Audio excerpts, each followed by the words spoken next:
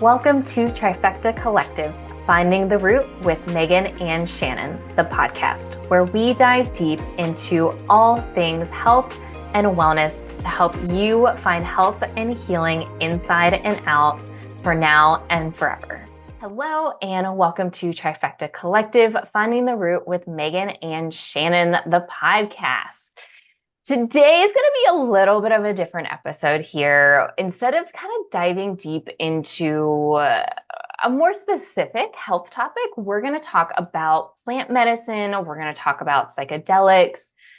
We're going to talk from our standpoint, and I also have formal education in this. So I will certainly touch on that as we go in sharing a lot of, I won't say a lot of, but definitely some of the science behind a lot of this. We're going to talk about our personal stories, definitely a whole lot today.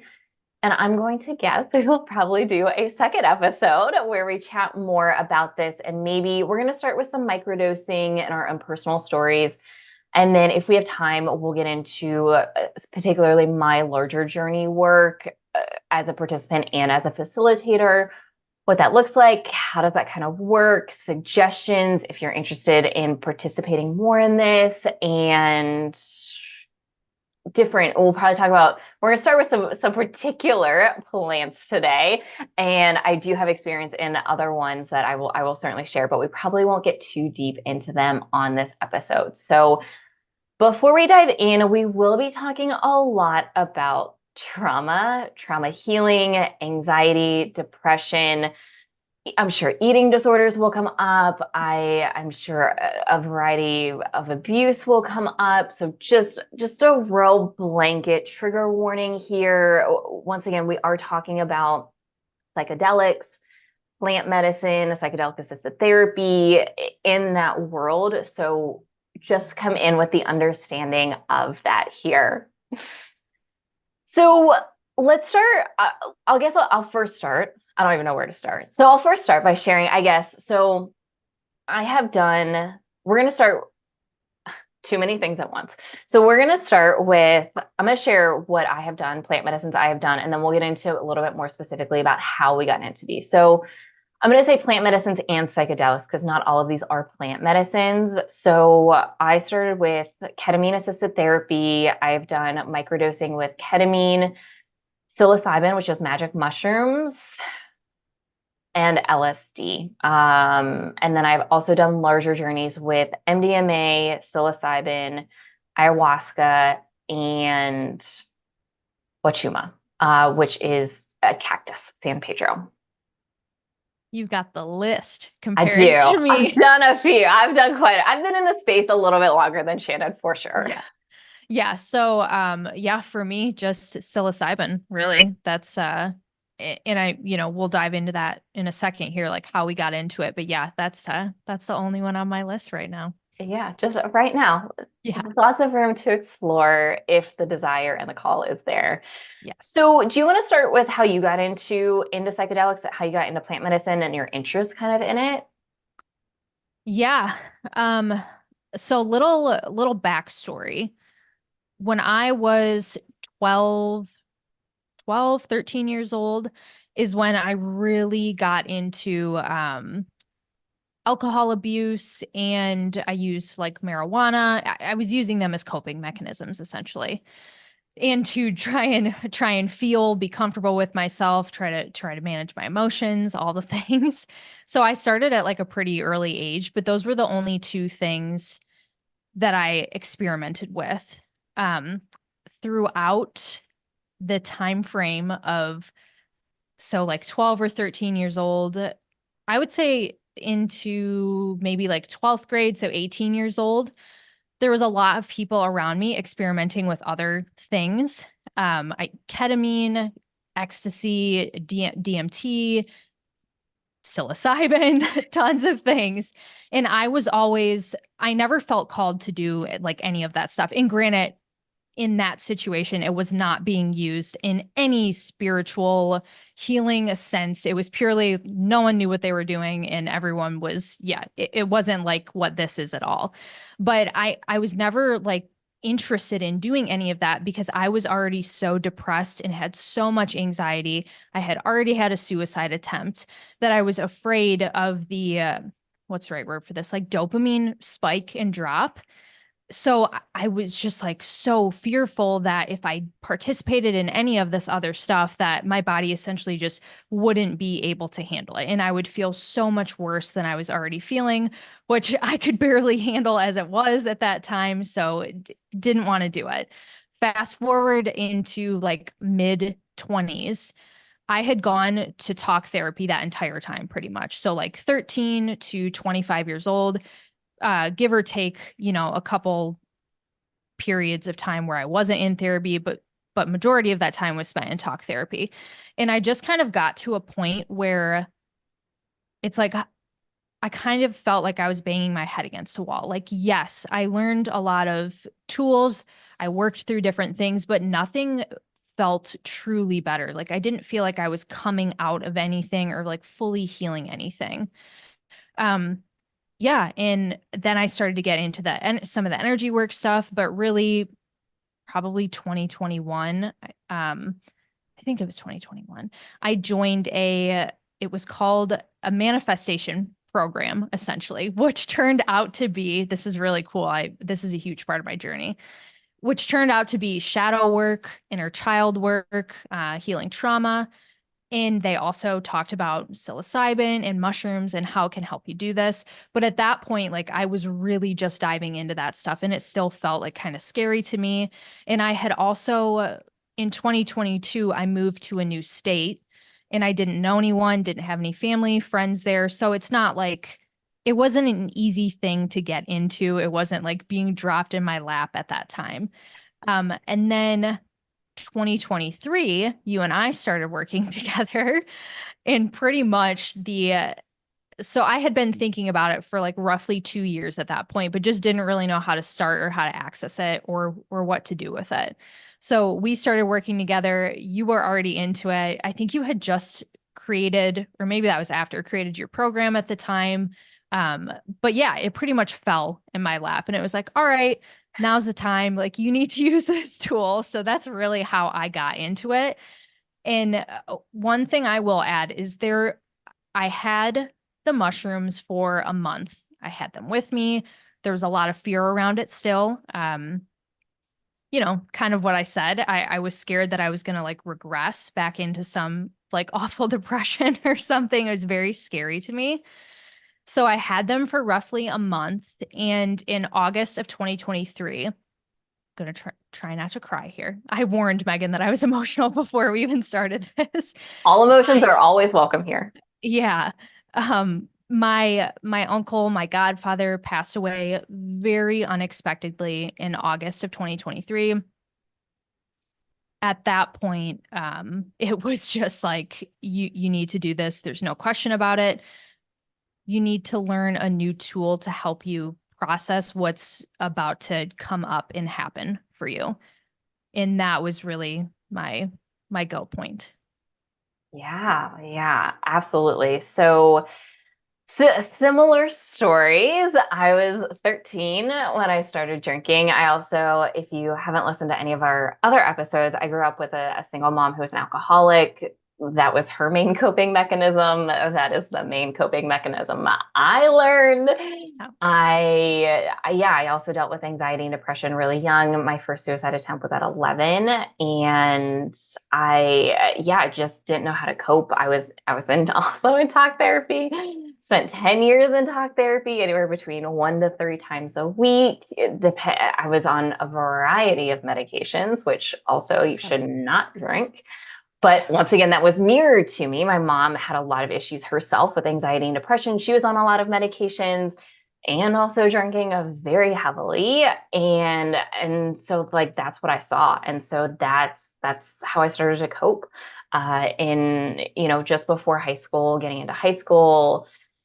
Mine lasted a little bit longer into college, into post college, and it wasn't really until my mid 20s. And for reference, I'm 34 now, that I started having to make the switch because of health issues. And my first elimination diet, honestly, the thing that was the scariest to me was having to reduce and or cut out alcohol.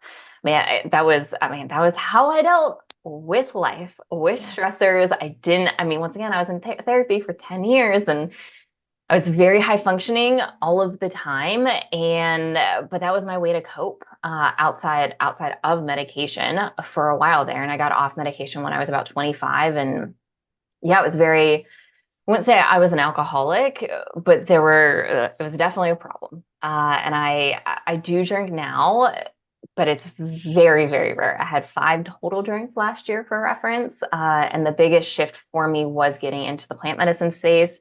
Right now it's the end of April. I have yet to have a drink this year. Have no real desire to. If the occasion arises, maybe, but that is, I've spent so much time now getting into my body that the thought of having a drink and being numb to my body, that's almost scarier to me than the opposite.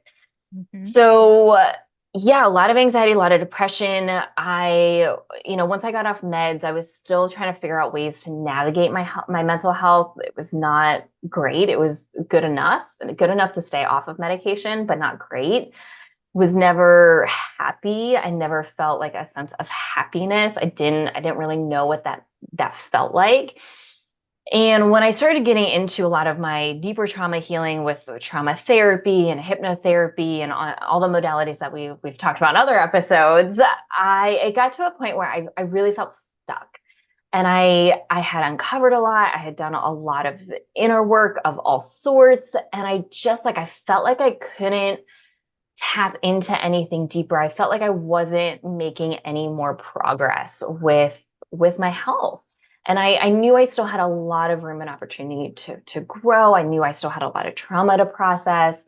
My mom died pretty suddenly in 2020, and that was big. And thank goodness I had already gone into not the psychedelic world, but the trauma healing world. And I got a call one day like, hey, you gotta come up and you got to pull the plug.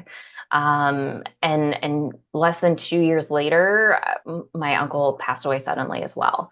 So and that's just after I had gotten when he passed, I had just gotten into the psychedelic world, and so yeah, it was a ride, and I was very fortunate that at the time when I was already interested in it, I had the opportunity. I was working with someone who was a friend, and she was getting education in the space, in the ketamine space, and then that expanded. And so she started being able to have connections and shared a lot of those connections with me. Like you, I was afraid. I was like terrified doing it growing up. The very few times where it was offered, I remember thinking like, when you do acid, when you do these psychedelics, you're going to have flashbacks for the rest of your life. And, all these like really scary big things. Even cannabis wasn't a big deal. I smoked a handful of times, high school and college. I did do some other things after college for another episode here. And yeah, there was still some fear, but I really knew at the time that this was my next step in healing. I also knew I knew nothing about it, and I knew that I needed to be very much supported in this process. So I started, I did ketamine assisted therapy first, and I did a full session. And the ketamine, I also want to clarify when I did a ketamine session, because this is pretty popular now, I did not go into an infusion clinic. I didn't go into a very clinical setting. I was working with someone who was clinically trained, but also it was a different environment. I like laid on a nice couch. I was by myself. She was with me the whole time. There was music playing, like very specific music playing that was meant to guide me in the process. I was really cozy. I had a journal with me.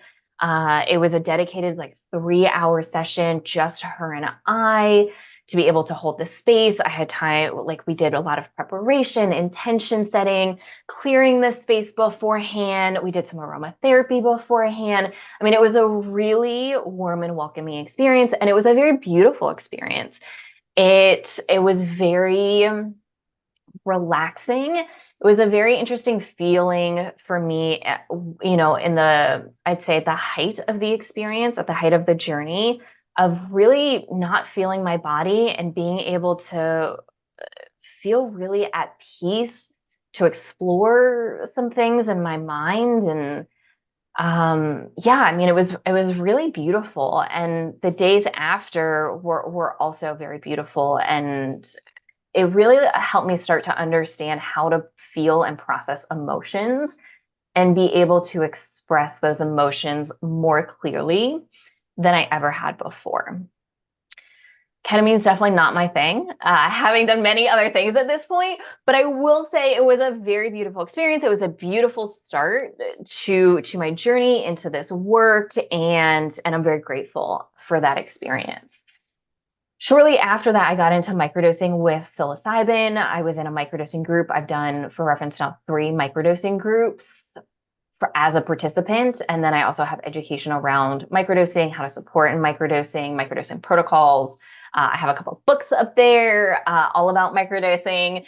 So I think microdosing is amazing. I've been microdosing for the better part since I started. I do take breaks, but by and large, I'm microdosing more often than I'm not.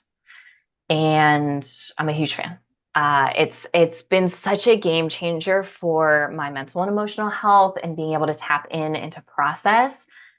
When I first started microdosing, I didn't realize how much anxiety I was still dealing with. And yeah, I had no idea. And I thought I was doing great because it was leaps and bounds from where I came from. And then I started microdosing. I'm like, oh, this is what peace feels like. This is what being calm, this is what being centered, this is what that feels like. And I had never experienced that before. Yeah. I can say the same exact thing. In fact, it's so crazy because I truly felt the same way for is all the work that I've done as far as I had come before starting psilocybin, and then actually doing it for the first, I will say, for the first like week, 2 months, because I was also trying to process something that was really heavy and big at the same time. I was incredibly emotional, like crying a lot, just trying to process all these things and like the new emotions coming up with my uncle passing. So there was a lot that was going on in my body, but still the sense of peace and calm that I felt in interconnection with myself is something that I hadn't experienced before. And it was it's an incredible feeling. I almost don't know how to describe it until you just actually try it and feel it yourself. But that later in my journey, the I went through some things again, and we'll get into that deeper here, but some of that stuff actually came back up for me, and it was kind of like more of like a death rebirth thing. But yeah, just being able to see like, oh, this is what it feels like to be calm and regulated and not feel flustered all the time is a really big part of this work. It really is. And for microdosing, so I've mostly microdosed with psilocybin. That is what I personally feel most connected with. Like I said, I've microdosed with other things. LSD is really common to microdose with. I know people who love it, who feel so connected to it. I personally was not. And for me, I think where I'm coming from with it is I really like plants. I really connect with different plants, and I do some work with tobacco now, and it's not necessarily smoking, it's other forms, ceremonial forms of tobacco, and it connects with me in a way nothing else has. And so for me, it really feels like there's something about the plants, and LSD is not a plant. And that I think is really powerful for me personally. Once again, I think it depends on the person, it depends on what you're dealing with. But I think it's also very powerful. Ketamine is also very powerful in microdosing as well. Once again, I've microdosed with that. And I know people who like seasonal effectiveness disorder. It is like a huge, huge support. And and it's legal. If you see a practitioner who prescribes it and can work with you with that, I mean, you can get it from a physician, and it's a really powerful tool. So, those are options, but I think by and large, we're going to talk about psilocybin here. Obviously, that's your experience. That's what I prefer to work with, and that's when I do microdosing support with other people. As a facilitator, I mainly use psilocybin. That is my preferred method. Yeah, I also haven't felt, and it's still fairly new to me, but I haven't felt called to anything else. I'm a very nature, earth person. Plants really speak to me. So I'm sure that's why I have not yet felt called to do anything else besides that. So we'll see down the line. I'm still early in the game, but yeah. Yeah. And so one of the reasons why microdosing is really powerful, and just for clarification with microdosing, so microdosing is you were taking a super tiny amount that you do not have and you should not have psychoactive effects.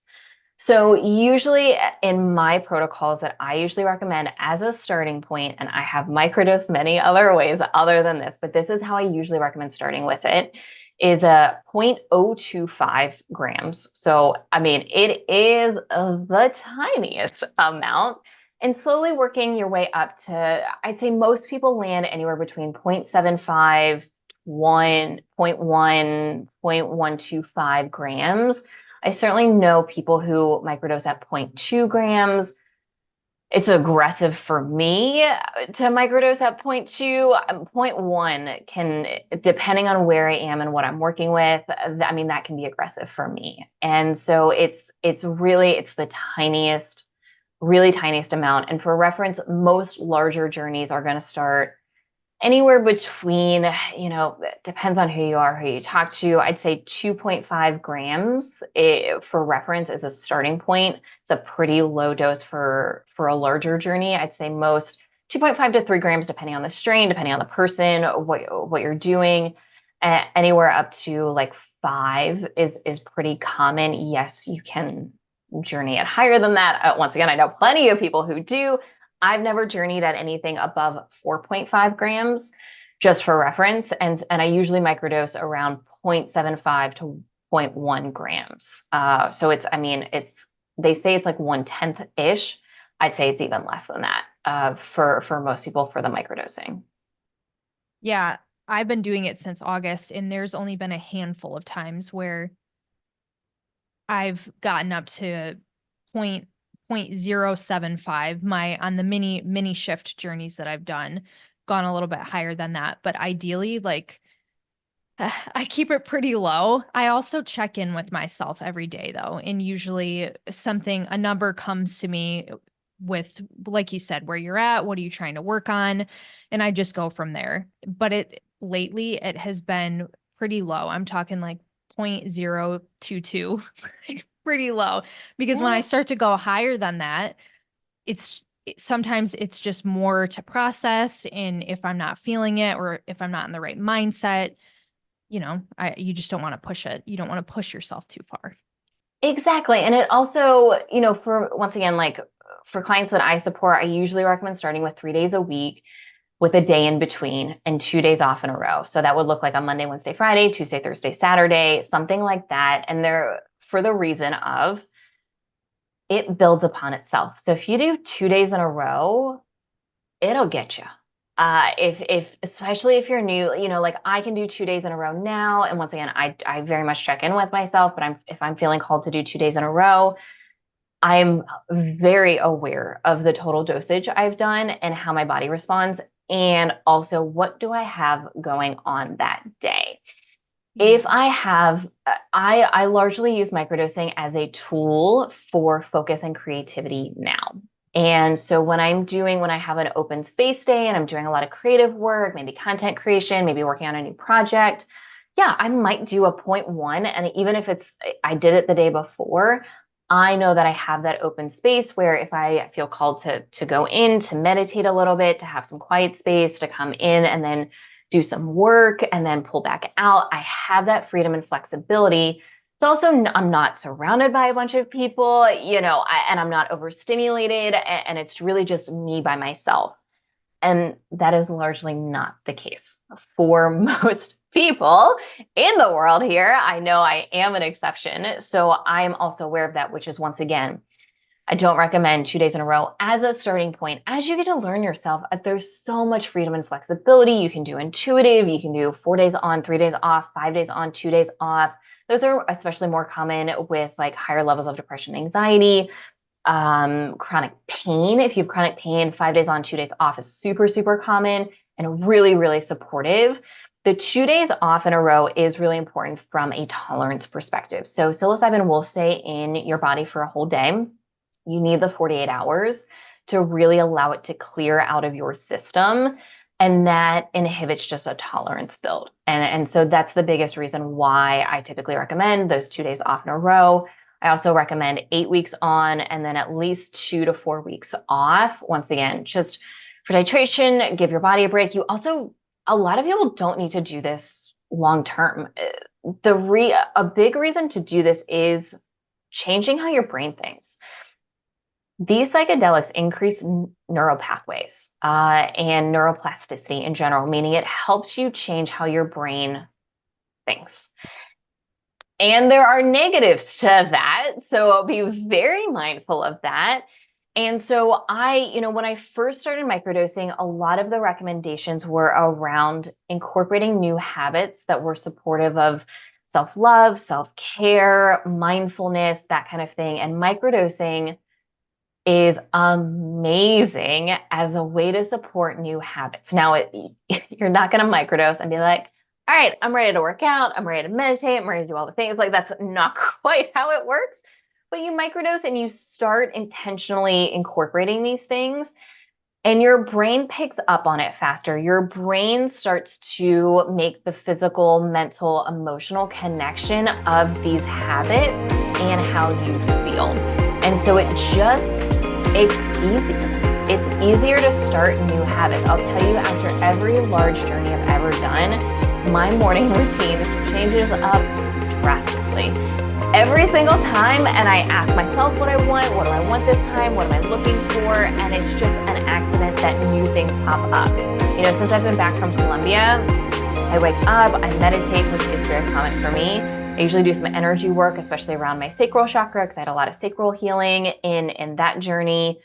I eat breakfast outside, which is new for me. And then I go do yoga or go to the gym right off the bat. Then I come home or get ready in some capacity, take my dog for a nice walk. So once again, I'm outside again. My lunches are outside as much as I can. There's a lot of outside. There's a lot of grounding time that is spent for me coming back from that particular journey. And that happened one other time. It wasn't as extensive of this, but all of these are new for me and I am feeling it. I love it. My body's feeling good. Mentally, emotionally, I'm feeling good with it. And it feels very supportive. And coming off of the journey, and then, I just started microdosing again. All of that's very supportive of these new habits, of the neuroplasticity. And then we get into, so that's one real benefit. The creativity and focus is another. Especially, I do like to pair the psilocybin with lion's mane, which is another mushroom. It's not a psychedelic. But it's really good for brain health. It's good for neuroplasticity. It's good for focus and cognition. So it really is an extra aid when it comes to the microdosing practice and support. Yeah. And we recommend that a lot, even if you're just dealing with like brain fog or anything like that. Lion's mane can be super beneficial. It's funny, as you were talking about how your morning routine has changed, mine is like flipped to the opposite of what yours is now. So I used to get up in the morning, I would feel called to immediately journal, have breakfast, do some sort of short like yoga flow. Now I've been letting myself sleep in longer. I immediately go outside when I get up. I eat breakfast outside. It's just funny how, the shift can be so different for everyone. That being said, one of the things that I used microdosing to work on, or what has come up, I should say, is learning how to not be so structured and constantly feeling like I need to be doing and accomplishing all the time. So that was a really big thing for me that the psilocybin has helped me with. And it's still a struggle, but it's much better than it used to be for sure. Yeah, that's amazing. And, it helps with awareness with some of the patterns that you are participating in and can help you become aware and then start to ask some questions. For me, the people pleasing being, and I'm not exaggerating here, terrified, utterly, physically, emotionally terrified of conflict. The thought of conflict, the possibility of conflict, even around people that were safe, it was so overwhelming. And this comes from growing up around an alcoholic. You never know what their mood's going to be. So always trying to play the guessing game of the who do I need to be right now to keep the peace? And it was a huge part of my adult life. And I had been working for years on this pattern, and it wasn't really until I started microdosing a few months in, maybe 4 or 5 months in, that all of a sudden it clicked and I was able to turn a lot of that off. Now, it wasn't overnight, it wasn't perfect, but the intense physical reaction that I was getting around, once again, just the possibility of conflict, that really started to subside, and I was able to really start to work through a variety of patterns. That was probably one of my biggest ones, but that was really big. And so we all have these patterns. They're not good, they're not bad, they are what they are. We learn them. Even if you had an amazing childhood, there are patterns that we can pick up through adulthood, early, or through childhood, through early adulthood, regular adulthood, that may not be the most supportive of our life. And just to bring the awareness to that, to be able to make some intentional change around that is really powerful. It can be very healing, it can be very freeing as well, and can be very supportive of your mental and emotional health, which is, once again, a big part of why microdosing can be very supportive of mental and emotional health. Also, in the fact that what this is physically doing in your body is it attaches to one of your serotonin receptors. And serotonin increases a little bit. And for a lot of us who have anxiety and depression, a lot of us are also not producing enough serotonin. And that serotonin is not always getting to where it needs to go. I remember taking an organic acids test many years ago, and I basically no neurotransmitters were being produced and or transmitted anywhere. And then I also had low cholesterol, which inhibited cholesterol is really important in the transportation of neurotransmitters to where they need to go. And I had a really hard time increasing my cholesterol to a normal level, which we don't think about that. We think high cholesterol is bad. The lower the cholesterol, the better. Well, no, not necessarily. Too low can also be bad. So yeah, I mean, I really struggled. And, is it genetic? Is it trauma based? Is it, because of all my other issues that were going on? Yes, probably all of it. And so just having that increase in serotonin, that is really supportive of your mental emotional health as well.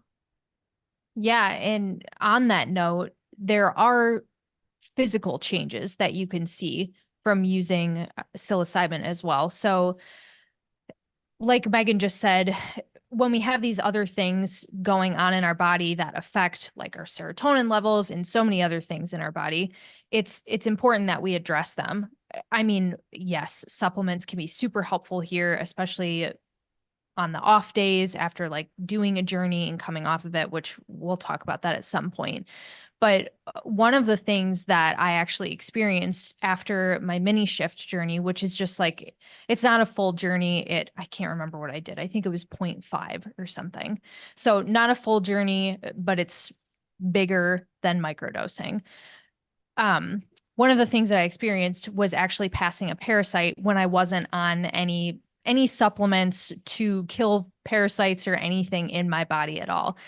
And I also noticed big shifts around gut health in just thinking way more clearly than I had been in the past. So you can also see some pretty crazy like physical effects from using psilocybin, yet without any supplements or anything like that.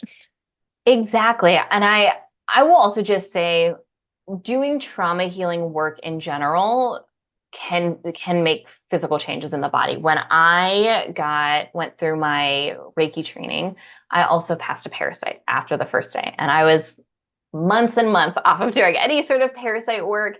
And I passed a significant parasite, we'll say, without being too graphic. Yeah. And so this stuff really matters. And the regulation of your nervous system, which this can be supportive in the appropriate people in the appropriate settings with support. And I do want to dive into that along with the mini dosing and some other dosing things that you can do with this can be really, really life changing for your physical health. I will say, cortisol, once again, like I thought my cortisol levels were in a really good spot and that I was pretty darn regulated, and I wasn't.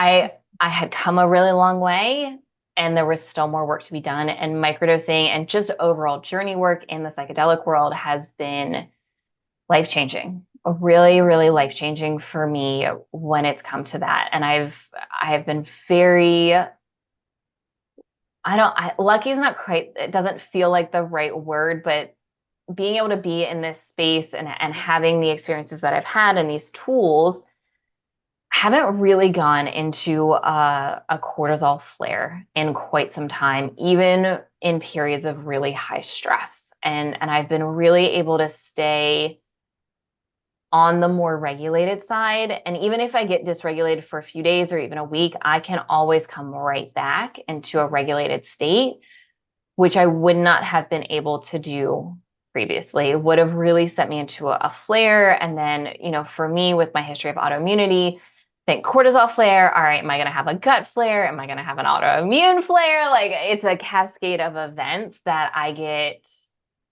I'm just aware of. And there are some nerves that come along with that for sure. So microdosing is really a small dose. You should have no psychedelic effects of this.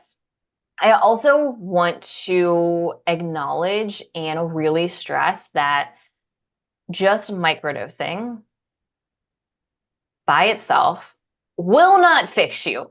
It, just like many other things, microdosing is a tool to help you along in your journey, along with many other tools that are also available. And I think that is really important. I've heard so many stories of, oh, I tried microdosing. Oh, I got sick. Oh, I didn't feel anything. I didn't do anything. I didn't feel very good. Like all of these things. And if you're just doing this on your own without any education, without any support of someone who understands what could be going on in your body, physically, mentally, and or emotionally, I don't see as many benefits. For some people, if you have done a lot of work, if you are coming in with a lot of tools already, maybe you can do this on your own. I came in with a lot of tools. I joined 3 microdosing groups, and I was in microdosing groups for the better part of a year before I felt good going out on my own and doing it by myself. Now, there was also curiosity and exploration and wanting to microdose with other things other than mushrooms, which was one of those.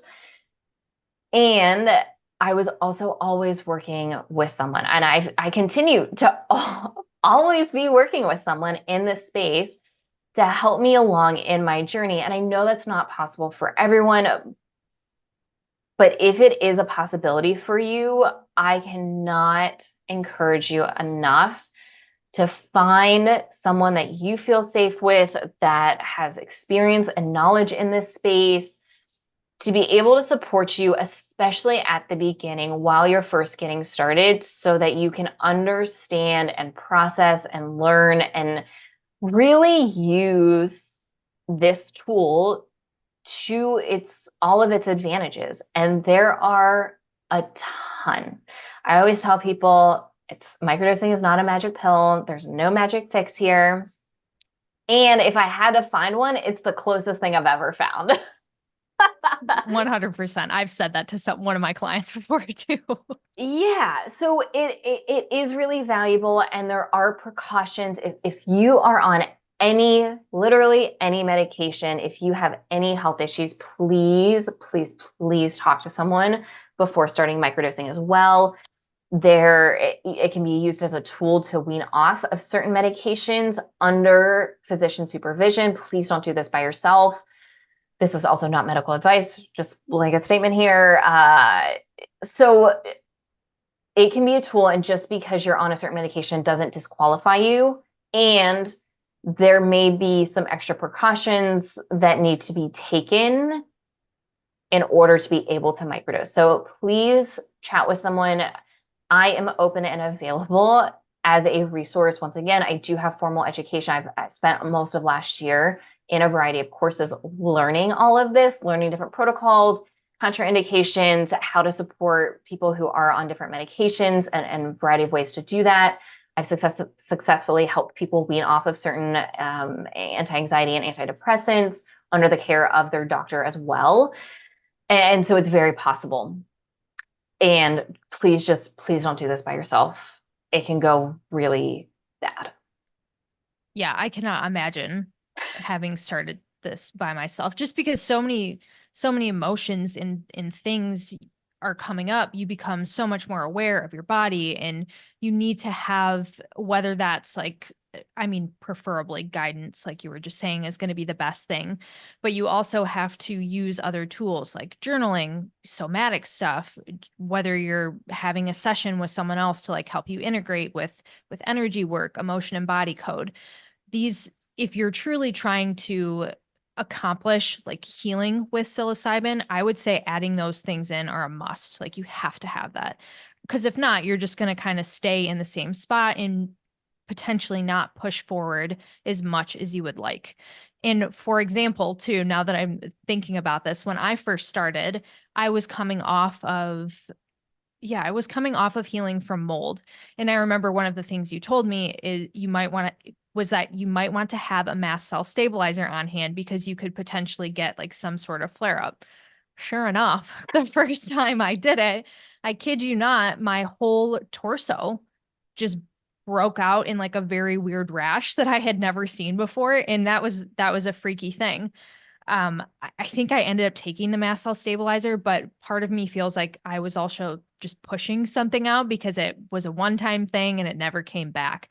But just like random things like that, where if you don't have the education on that, that could be very scary for someone. So it's really important to be communicating, working with someone, and having other tools to help yourself integrate. Exactly. And this is a big thing, especially with the population that we work with. And when I hosted a retreat earlier this year, and there was multiple people who coming in with digestive issues, chronic illness issues, mast cell issues, and the ability for me to be aware of that, to have knowledge of that from a dosage standpoint, there are certain ways that we can prepare, especially larger doses, is really valuable. And no one had any issues with all the precautions that we took. Like, it was amazing and beautiful, and everyone got a lot out of their experience. And I've heard horror stories as well. And so and definitely with larger journey work, and I don't think we'll have time to get into all of the precautions with that, because there are a ton that I recommend going into larger journey work. But even with microdosing and we'll say mini dosing, which we'll dive deeper into here, there are some precautions. And there are also, some people just do capsules, and the capsules can include the specific microdose. A lot of times capsules are 0.1, which I do not like. They also can include a variety of other things that we don't know quite the quantities of. And not the biggest fan of that. The way I typically take my microdose and recommend to anyone that I support is the mushrooms are ground up. And so it's easier to digest. So if you have digestive issues, if you have mast cell issues, the likelihood of you reacting goes down. And you can measure how much you want. And you're not required to start at a point one. Point one it really is aggressive for a lot of people, especially depending on the strain of mushroom that you have. And some of them aren't bad. I mean, I've taken point one and barely noticed anything. Also taken point one and been in a place that was not quite all physically here for the whole time. So that's why I really like having just like ground up, and that way I can choose and measure out how much I or anyone that I'm supporting can use. And then I have a recommendation for how much lion's mane, and then I also like to pair it with cacao. For some people, we will use some other adaptogenic mushrooms. I microdosed this morning and I used turkey tail just for some extra immune support. I felt that was really important for me right now, and that was great. I've used cordyceps. I've done reishi. Reishi is a pretty common one too to use with microdosing. Reishi brings me down a little too much, so I don't usually do that with my microdosing. If I do a mini dose in the afternoon, I might use it. So just be very aware of all of that. And if you do have chronic health issues, also be very careful about your sourcing. I mean, that goes with everyone, but particularly if you have chronic health issues, be very careful with your sourcing, because some people use some products that can be very inflammatory for people with chronic health issues. So just be very mindful of that. I think that feels complete. So let's talk about mini dosing. So why don't you share a little bit more about your experience mini dosing, and then I've done a variety of these myself too. Yeah, so mini dosing, I have only done two sessions with that. And Real quick, just before you dive in, you were doing this with someone under supervision, yes, with a facilitator who is trained, who I know and trust. yes. Like a very, very supportive person.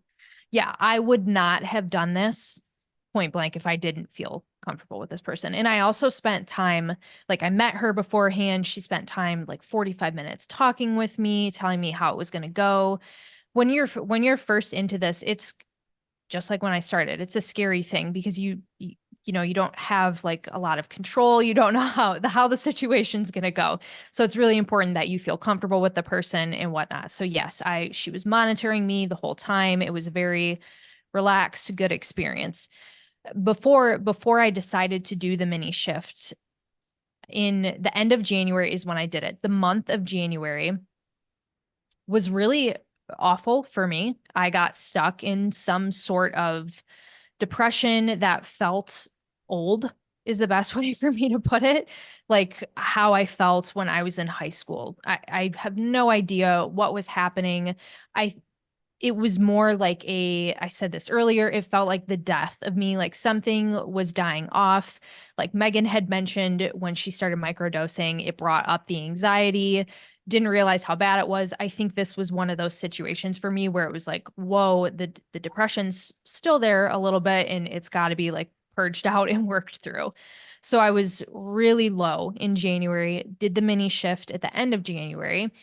And the best way for me to describe it, when I went into it, my intentions were to have balanced energy, to come out of what I was feeling and just like step into the new. I knew I was ready or on the cusp of stepping into the new. So that was really my intentions around it.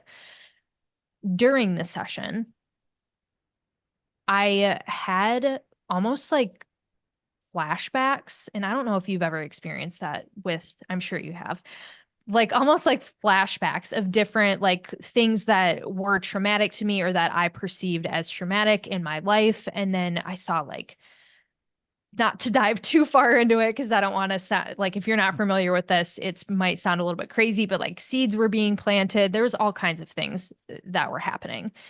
And that is when I passed the parasite. After that, I was kind of focusing on wrapping up some gut health stuff as well. And that was one of the things that like vivid things came to me. Like you need to do a coffee enema. There's still a couple bugs in your stomach, like very clear things. After the session, I waited too long to ask for help, which was actually a big thing that I have been working on with microdosing, is just asking for help, speaking my needs. Yeah, and it showed me. It was like a week. Yeah, I think it was a week and a half after I felt better, but I also like didn't feel that great. I was using all the tools that I knew how to do myself, the somatic work, the journaling, even doing some energy work on myself, and it wasn't budging to what I needed to feel or what needed to happen. So finally, after a day of feeling completely frozen, it was really awful. I reached out for help, in almost instantaneously. It was like, why didn't you do this earlier? Which that was the message for me, like, oh, this is what you need to continue to focus on. So really it was a gateway into what I needed to work on next. And it also helped me wrap up some things that I was hoping to wrap up. Yeah, and so it's when you do these mini doses, and I'll say mini doses can range anywhere. I mean, a mini dose for someone can be zero point 0.2, to be really honest with you. I'd say more traditionally, it's probably like zero point 0.3 to 1-ish gram, kind of depending on the person. And once again, like the visuals, you probably won't have visuals, but you will likely go in. And what that means is it's very hard to describe, but it's basically you go into like a deeper meditation, and things can come up and things can come through, messages, images, emotions, sensations can come up. I I've done this quite a few times, and usually I do it when I need like a little mini reset for myself. I didn't actually start doing them until after, I think it was at least I had done two, or I had done 3 journeys, is when I started using these. So I was very familiar and very, I had all the tools, and I knew I could pull myself out if I needed to. I knew I could be supported if I needed to, because I had 3 journeys, 3 larger journeys that were facilitated and supported. I have felt very comfortable with myself. And for me, those are usually zero point 0.5 as well. I will also share that when I held my retreat, the first night we did a mini dose. We did a cacao ceremony with a mini dose, and they range between 0.5 to 0.75. And the set and setting were very intentional with this. There was music, the lighting, just there was a lot of clearing that I had done. There was candles, and what we call an altar that had like crystals and cards and flowers and a variety of different things. And it was very, very intentional. And everyone, all of the participants really went in and had a little journey during that, which I've done 0.5 and not. I've done it more as a group, say like a group cohesive experience with people who are also in this space, who once again are very prepared. We've done a lot of journeys together, and we used the cacao with the mini dose as a connection tool for the group. I've done this by myself as, like I said, like a little mini reset. I've also done it as a way to really, if I'm working on a big project and I'm feeling really stuck, sometimes if I'm feeling really called, I will do it then. I've also done it at the beach to just experience nature in a little bit of a deeper way and a connective way. And once again, I was in a very safe, it wasn't crowded. It was a very specific experience that I set up for myself. And once again, I had already done at least 4 journeys. So so lots and lots of experience in what this feels like, and sensations, and all that kind of stuff. So I felt very safe doing this myself. But once again, would absolutely not recommend doing it unless you do have more experience, because there are things that can come up. There are things that can go wrong, especially if your set and setting is not prepared appropriately. And most of the time when I'm doing these, and you obviously experience this as well, very specific music that we use. And it's not just regular music, it's not just meditation music. It is very specifically tailored music to really guide you along. And we use this in larger journey space very, very intentionally. But I would say even in a mini dose setting, it's way better if you do it intentionally. And it really just helps to guide you. It takes you to the place that you need to do. There are some more meditative ones. There are more upbeat ones. There are ones that like really pull you in. A lot of like string type music. The drums are typically more for like more activating type music and to bring up a little bit more energy inside of you. And so it's really important to understand all of that. And once again, do not recommend doing any of this type of work unless you're working with someone. Once again, I would not do a larger journey without someone that I trusted there. I would not do it. Even on mushrooms, which I've done quite a few times at this point, it would not even cross my mind to not have someone there who I knew could support me if I needed it throughout that journey. Yeah. And I think once you get into this and actually see how you feel while using it, it's going to give you a better idea, because it's not like you're doing mushrooms with your friends. Like, I'm trying to find a different way to describe it. It's not it almost it's just that intentional factor behind it, and then having the guidance to help you go through it. Like, I would also not feel comfortable. I mean, I haven't even done a full journey yet, so of course not. I would never even think about doing that by myself. But even with the mini doses, I think I had done it one time when I was feeling really, really stuck, and I had talked to you like the day of, and you literally guided me through the entire thing. And like, I knew that if I needed something, I could reach out to you. So it's just like, it's not a willy-nilly like fun thing. I don't want people to think that, because it is something that needs to be taken like pretty seriously. Exactly. And really I continue to use any sort of plant medicine, any sort of psychedelic as a very significant tool. And I'll tell you, so I've done MDMA, larger journeys on MDMA. Once again, I would not, especially there's a lot of health considerations to take into account with MDMA. MDMA is also a beautiful, beautiful, beautiful and therapeutic medicine that is so healing for so many people. It continues to be just hold a very special place in my heart. It's a heart opener. I do like the mushrooms. Mushroom journeys for me tend to be, I do what your heart feels like is right to do. I also don't do ayahuasca as your first one. If I could give you from my personal experience, don't do ayahuasca as your first medicine. Also, I mean, feel really called to do it. It feel very, very called to do it, and also and this goes across the board. Once again, I just want to reiterate, be very careful who you work with in this space. I have heard horror stories, and I am so fortunate that I have found very safe people, educators, mentors, facilitators that provide such an amazing and safe environment. I'm so fortunate because, once again, I've heard really bad horror stories. And, for me, during ayahuasca, thank goodness I was in the space that I was in and with people who had been doing this literally their entire lives, because I needed that personally. And not everyone that I journeyed with did.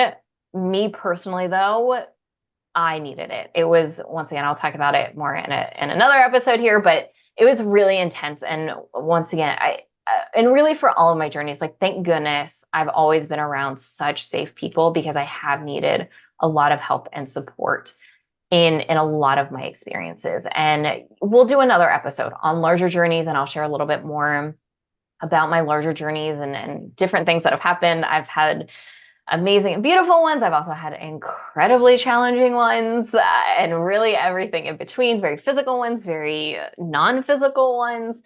And so I'm certainly happy to share more of that. So is there anything else, Shannon, that you would like to share before we wrap up? No, I think one little thing that I want to add is that if you are contemplating getting into this, trying it, I would say maybe look into like what shadow work is, what inner child work is before you start, because it will come up during this, and it would be better to have an idea of what you're dealing with before you jump into it. And that's the last thing that I'll add. Great advice. There's lots of tools and resources for that. Once again, you can always feel free to reach out to us. And we'd be happy to give you some guidance here, to chat with you more, to see if you are a candidate. Yes, I do offer spaces to do this. They are changing literally as we speak. And into this week, they're changing, but there are always options, and there will always be options, at least for the foreseeable future, if someone is interested in this and a candidate. And a conversation beforehand is absolutely required. There are ways to work with that are very financially reasonable, in my opinion, especially compared to what I've seen on the market out there. So know that there are options out there for you. Please never hesitate to reach out to us. You can always send us a comment, DM. You can always book a free consult with us. All of that's in show notes, link in bio, all that kind of stuff across social media. So little different episode. Thank you so much for joining us. Please, once again, we are new. If you can like, subscribe, if it resonates, leave us a 5-star review. It really, really does mean a lot to us. We've been loving this, and we really want to continue with this. And if you have topic ideas, we also love to hear that. And thank you so much for joining us. We hope you have a great rest of your day.